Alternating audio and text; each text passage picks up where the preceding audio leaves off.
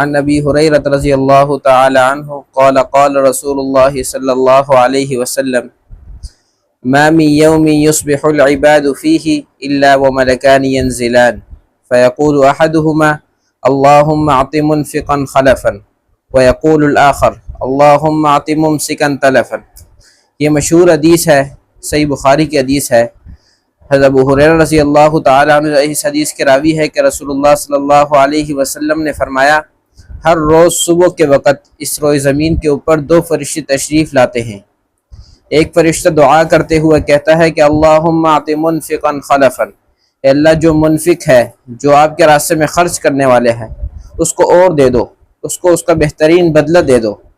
اور دوسرا فرشتہ دعا کرتے ہوئے کہتا ہے کہ اللہم اعط ممسکا تلفا، اے اللہ جس نے اپنا ہاتھ روک لیا ہے، جو ممسک ہے، اس کے مال کو طلب کرو۔ اب اس حدیث سے انفاق